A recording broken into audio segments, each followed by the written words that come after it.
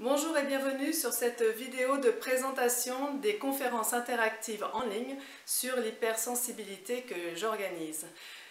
Dans cette vidéo, je vais parler de 4 raisons qui, de mon point de vue, font que les personnes hypersensibles ont du mal à s'identifier. Qui suis-je tout d'abord? Eh bien, je suis Marie-Élise Château, coach professionnel, business executive coach professionnel dans la région des 3 frontières, France, Allemagne, Suisse. Mon bureau est en Suisse, près de Bâle. J'ai pendant 15 ans été experte en management à l'international pour l'industrie chimique et je sentais bien que c'était autre chose que je devais faire, plus proche de l'humain. Et effectivement, aujourd'hui, eh bien, j'accompagne les personnes. Les personnes que j'accompagne, je leur redonne confiance en elles, sens et la joie de se réaliser professionnellement. Ce qui m'anime aussi, c'est au niveau des organisations. Je propose mes services aux RH et managers qui veulent vraiment faire le changement, privilégier les projets éthiques et durables pour relever les défis que nous avons devant nous. J'entends par défi, bien sûr, le dérèglement climatique, mais aussi la biodiversité qui disparaît, et aussi que sera l'humanité dans un futur proche. Si ces 3 thèmes, par exemple, que je viens d'évoquer, sont quelque chose qui vous remue beaucoup, qui vous prend aux tripes, eh bien, il est fort possible que vous soyez hypersensible parce que très getroffen, très touché par la situation, peut-être plus que d'autres. Alors les 4 raisons pour lesquelles les personnes hypersensibles ont du mal à s'identifier, lesquelles sont-elles? Eh bien, la première, c'est une question de vocabulaire de mon point de vue, parce qu'il y a soit d'un côté le terme hypersensible qui est quand même à connotation un peu sensiblerie, quelqu'un qui se montrerait trop faible. Et personne ne veut être ça. Et de l'autre côté, eh bien, il y a les termes surdoué et haut potentiel.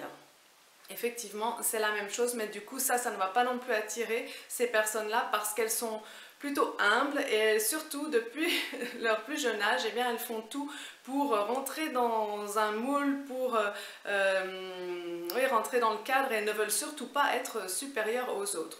Donc elles ne vont pas non plus aller vers ces termes-là. Il y a eu le terme zèbre qui a été défini, qui serait un peu au milieu, c'est-à-dire que le cheval n'est ni noir ni blanc, il est simplement différent. Mais il est de plus en plus associé au mot surdoué, donc pareil, ça n'attire pas forcément les personnes en question. La deuxième raison, c'est que l'hypersensibilité n'est pas de l'introversion. Souvent, les personnes hypersensibles sont introverties, mais elles peuvent être aussi, il y en a 1 sur 3 qui est extravertie, donc ça peut brouiller les pistes en fait. Pour moi ça a été le cas, je me suis dit je ne suis pas hypersensible puisque quand même je suis extravertie, mais c'est possible effectivement. Il y a 20% des personnes sur la population qui sont hypersensibles et parmi elles, un tiers est extraverti. Et troisième point, eh bien il y a autant d'hommes que de femmes qui sont hypersensibles. Ce n'est pas un trait de personnalité plus féminin que masculin, non, ça c'est une fausse idée.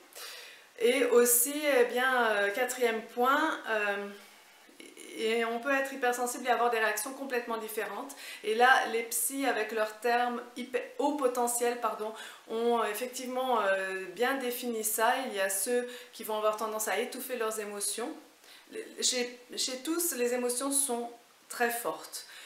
Les uns vont avoir tendance à les étouffer, comme les HPI, au potentiel intellectuel, et les autres vont avoir tendance à les laisser s'exprimer, et parfois de façon qui dérange un petit peu en société. Donc voilà, c'est en fait 2 réactions complètement différentes pour des gens qui sont finalement semblables. Donc forcément, ça brouille aussi un peu les pistes. Voilà, donc c'était ce que je voulais vous exposer ce matin. Et si vous vous sentez appelé par tout ce que je dis là, eh bien n'hésitez pas à vous inscrire sur mes conférences interactives en ligne que j'organise. C'est la bonne occasion pour s'exprimer avec d'autres, voir qu'on n'est pas seul. Les gens prennent conscience donc qu'ils sont hypersensibles et après peuvent commencer le chemin de développement personnel pour accepter et je dirais bien jouir des plus beaux côtés de ce trait de personnalité qui au bout du compte est quand même quelque chose de très beau.